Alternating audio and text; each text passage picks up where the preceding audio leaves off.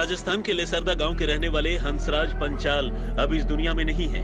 जीते जी महामारी ने नहीं छोड़ा और मृत्यु के बाद इलाज के लिए लिया गया कर्ज परिवार को जीने नहीं दे रहा। हंसराज बूंदी जिले में एक छोटा सा मेडिकल स्टोर चलाते थे, लेकिन किसे पता था कि महामारी में सरकारी अव्यवस्था पूरे परिवार को तबाह कर देगी। ब्लैक फंगस का खतरा ग्रामीण इलाकों में फैलने लगा है और इस इलाज के दौरान लोग कर्ज में डूबे जा रहे हैं। कर्ज लेने के बावजूद अपने परिजनों को बचा नहीं पा रहे हैं, इसका बड़ा दुख है। इसी तरह से हंसराज जी हैं जिनकी मौत हो गई है ब्लैक फंगस से और परिवार कर्ज में डूब गया है। हंसराज की मौत कोरोना के बाद ब्लैक फंगस से हुई। सरकारी अस्पताल में इलाज नहीं मिला तो परिवार ने प्राइवेट हॉस्पिटल में दाखिल करा दिया। 1-2 नहीं बल्कि 7 लाख रुपए प्राइवेट हॉस्पिटल में खर्च किए और जब पैसों की डिमांड बढ़ गई तो परिवार ने हाथ खड़े कर दिए। मजबूरी में एक बार फिर सरकारी अस्पताल में हंसराज को भर्ती कराना पड़ा, जहां सही इलाज नहीं मिलने से उनकी मौत हो गई। कैसे चलेगा? अब छोटे छोटे बच्चे हैं और कमाने वाला रहा ही नहीं। अब देखो ऊपर वाले की क्या मर्जी होती है, कैसे चलता है कैसे नहीं चलता है, वैसे ही चलेगा। अब गवर्नमेंट की कुछ राहत सहायता मिल जाए तो कर्ज थोड़ा बहुत हल्का हो जाए। सरकार कह रही है कि पूरे राजस्थान में चिरंजीवी स्वास्थ्य योजना के तहत मुफ्त इलाज हो रहा है, मगर परिवार के अनुसार सरकारी स्वास्थ्य बीमा होने के बावजूद किसी ने उनकी एक नहीं सुनी। पूरा परिवार कर्ज में डूब गया। ये पूरे कर्ज पे हैं, ज्यादा 60-70 हजार रुपए उसके अकाउंट में थे, वही उसके हैं। बाकी 70-80 हजार उसके एक दोस्त के हैं भोजराज के। 50,000 60,000 मेरे पास थे। 1 लाख मैंने एक मित्र से लिया मेरे अकाउंट में, ट्रांसफर इंटर मैंने इसके खाते में ट्रांसफर किए और इसके अलावा 1.5 लाख रुपए मैंने अलग से लिया। ऐसा करके हमने 6 लाख रुपए पूरे 50-60 हजार इनके थे, बाकी सारे कर्ज पे ही हैं। मतलब 6.5 या 7 जो भी हिसाब है उसमें से यूं मानो 6 लाख तो कर्ज ही है। हंसराज की कहानी आपने सुनी, अब इस तस्वीर को देखिए। तस्वीर में 30 साल के धर्मराज मीणा नजर आ रहे हैं। चंद दिन पहले ही उनकी सगाई हुई थी, लेकिन शादी से पहले कोरोना संक्रमण ने मार डाला।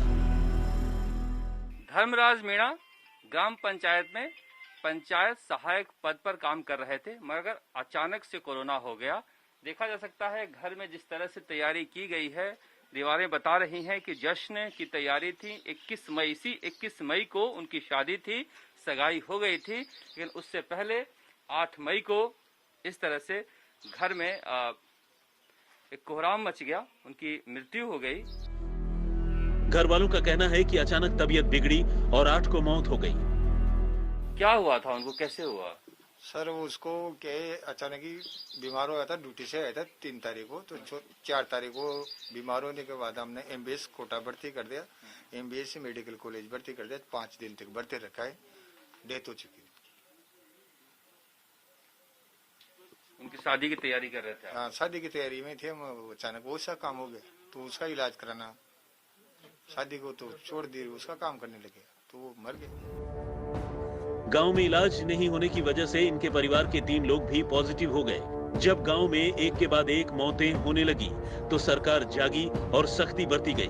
ग्रामीणों का कहना है कि लोग घर घर में बीमार हैं, लेकिन पंचायत के सेक्रेटरी कह रहे हैं कि जितने लोगों की जांच हुई है उसमें 68 पॉजिटिव लोगों में से अब 12 ही पॉजिटिव बचे हैं। कितना मामला था और अभी क्या स्थिति? ग्राम पंचायत में टोटल 68 केस थे, वह अब केवल 12 रह गए। किस तरह से यहाँ पर आप लोगों ने? हमने सैनिटाइजर करवाया गांव में और जो परिवारों को कोरोना को उनको चिन्हित करके जीरो मोबिलिटी घोषित कर उसके बैरिकेड्स लगा के चिन्हित किया, तो वहाँ लोगों का आना जाना बिल्कुल बंद किया। हालांकि सच्चाई यह है कि मौतों के बाद जागी सरकार अब टेस्टिंग तो नहीं करा रही, पर खांसी और बुखार वाले मरीजों की पहचान कर उन्हें दवा की एक पुड़िया दी जा रही है। इसमें 5 दिन के लिए 5 दवाएं हैं जो गांव-गांव में आशा सहयोगिनी बांट रही हैं। गांव में कोरोना काबू में करने का जिम्मा आशा सहयोगिनों ने उठा रखा है। इस तरह से यह लोग दिन में घर घर में घूमकर सर्वे करते हैं और दवाइयां देते हैं, बातचीत करते हैं। क्या नाम है आपका? सुगना। क्या देखती हैं घर में, क्या जाती हैं, क्या बात करती हैं? हम जाते हैं वहाँ पहुँचते हैं कि घर में कोई खांसी जुकाम का मरीज तो नहीं है, अगर हो तो उनके क्या क्या लक्षण हो रहे हैं, तो बताते जैसे कि कोई किसी को और आए तो भाई कोई खांसी जुकाम बुखार तो उसको बताते हैं कि ये दवाइयाँ लो और इससे भी ठीक नहीं हो तो तुरंत जाके जांच करवाओ। पंचायत की जनसंख्या करीब 3000 है और उसमें 68 लोगों का पॉजिटिव होना और 14 लोगों की मौत होना छोटा आंकड़ा नहीं है, जबकि न जाने कितने लोगों की जांच ही नहीं हुई है और घर में खांसी बुखार की दवा ले रहे हैं। पर सरकार अभी भी गांव में जुगाड़ के भरोसे चमत्कार का इंतजार कर रही है। लेसरदा ग्राम पंचायत में कोरोना ने ऐसा कहर बरपाया कि 68 लोग पॉजिटिव हो गए थे, 14 लोगों की मौत हुई है। अगर ग्रामीण इलाकों में स्वास्थ्य सेवाएं ठीक होती और शुरुआती जांचों में इन्हें पता चल जाता तो हो सकता है कि इन मौतों को टाला जा सकता था। इसीलिए सरकार को चाहिए कि ग्रामीण इलाकों में स्वास्थ्य सेवाओं को मजबूत करे, तभी गांव वालों को बचाया जा सकता है। कैमरामैन निखिल शर्मा और भवानी के साथ शरद कुमार, बूंदी।